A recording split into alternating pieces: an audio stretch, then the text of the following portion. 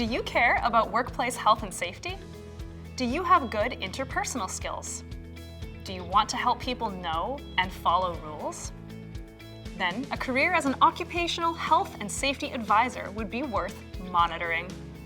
Occupational Health and Safety, or OHS advisors, facilitate the development, implementation, and maintenance of workplace safety programs. OHS advisors focus on different duties depending on the type of organization they work for.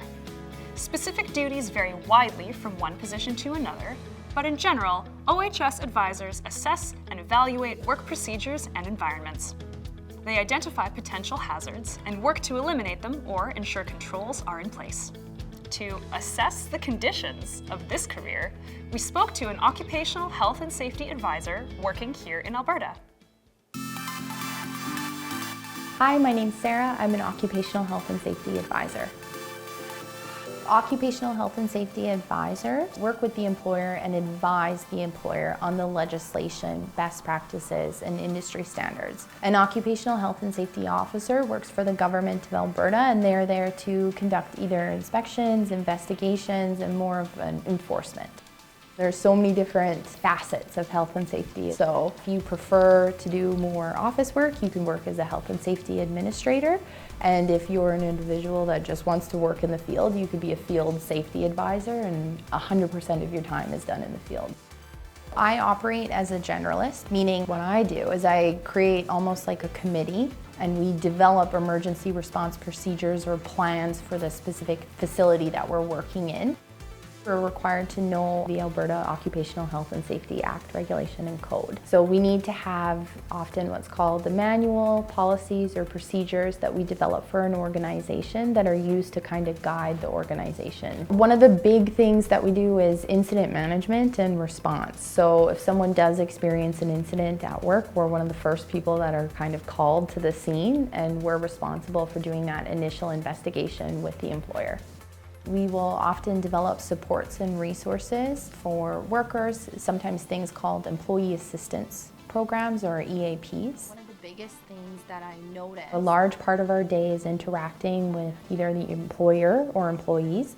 So good written and verbal communication skills are really important. In addition to that, I think you need to be an open thinker, uphold a lot of confidentiality. You do need to remove some biases. I think we need to be definitely a little bit analytical. And then also the ability to lead and influence your coworkers and your colleagues. The working environment really depends on kind of what you have on your docket for the day. So some days can be very quiet where you're working at your computer. And then other days can be quite stressful, noisy, loud, lots of walking, lots of standing. And then there are some stressful days where you're required to work under pressure. For example, after an incident. There are some fields that do require work over 8 hours, so you could be working a 10 or a 12-hour shift. Incidents can happen evenings and weekends, so you will be on call during those times. We use a variety of different pieces of personal protective equipment, and that varies depending on the job that you're on. You might be required to wear hand and foot protection, hard hat, safety glasses or goggles, hearing protection, in some instances a respirator, and then in some specific locations, flame-resistant clothing. No load charts on the racking as well. You can enter this career even with field experience, such as trucking, mining, and electrical utilities. Some employers look for trade certificates in addition to experience, and some look for secondary education, such as engineering, medicine, or nursing. The field of health and safety is ever evolving, so you do need to engage in some after-school education to stay current. What some individuals might do is obtain a professional designation like the CRSP, which is your Canadian Registered Safety Professional designation, and your CRST, which is your Canadian Registered Safety Technician designation. Designations aren't required, but they are considered an asset to a lot of employers. I think the best part about health and safety is no 2 days are ever the same. It kind of teaches you a little bit of everything from budgeting and finance to interacting with people and emotional intelligence. It's really cool.